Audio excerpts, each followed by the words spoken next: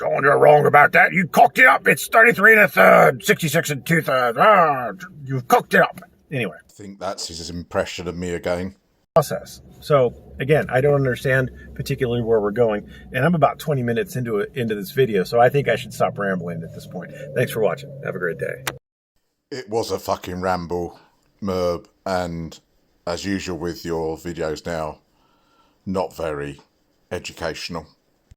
Now, Merb is talking about qualified immunity, and within his video this morning, he asserts that Turner v Driver set a line in the sand, a clear line in the sand. Well, if you read the screenshots that I've put over the top of excerpts of Merb from this morning, you'll note that other legal opinions suggest that it's not a clear line in the sand.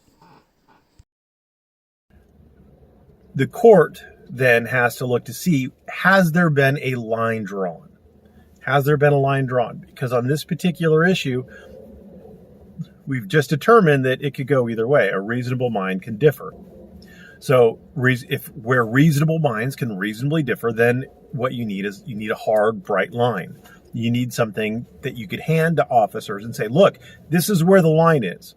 As long as you stay on that side of the line, you're fine. Once you go onto that side of the line, then problems. And so that's what Turner v. Driver did. Is Turner v. Driver took an area that was gray. Could they have arrested him? Well, it's a gray area. Was there sufficient probable cause, or was there sufficient reasonable suspicion, I should say, to detain him for that hour or so that they detained him? And the court said, it wasn't settled yet. Reasonable minds could reasonably differ. I'm paraphrasing, obviously.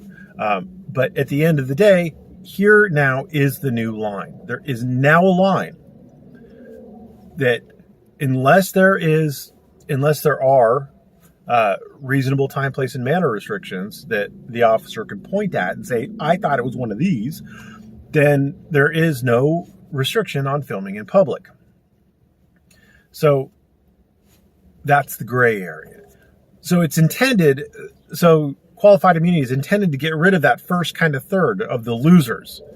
And it's also intended that to provide bright lines in the gray area so that cops know what they can and can't do.